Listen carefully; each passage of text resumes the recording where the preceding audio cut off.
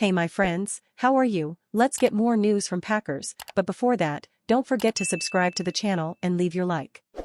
Can DeAndre Hopkins sign for $8 million? Why no Packers offer? There are a million reasons the Packers shouldn't bother chasing down former Arizona Cardinals wide receiver DeAndre Hopkins, the free agent who roamed around and trained in DFW before launching this week's free agency tour with visits to the Tennessee Titans and the, supposedly upbeat, New England Patriots. To be specific, we've counted 20 million reasons for Packers' lack of participation. Our thinking is that D-Hop will likely command a new contract that will pay him the current rate of about $20 million APY.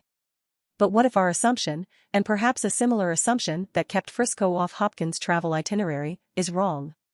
Sports Illustrated's Albert Breer is quoting two NFL team executives who think Hopkins' worth, at 31 years old and arguably entering the free agent pool at an odd time, is a fraction of what we think. One said if he was a free agent in March, he'd still see Hopkins as a dollar player, $18 million on a multi-year deal, but it's such a strange time to hit the market, everyone else has already spent and allocated, Breer writes. What's more, another executive figured he could get between $8 million and $10 million in a one-year contract. Hang on. What?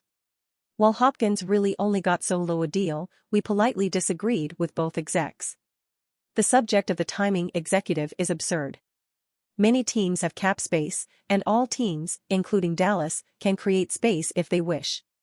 And $8 to $10 million for a year? And that? Where do we sign up for this? Or, more specifically, where do Packers apply for this? The team's website reported that Hopkins is a target of Packers.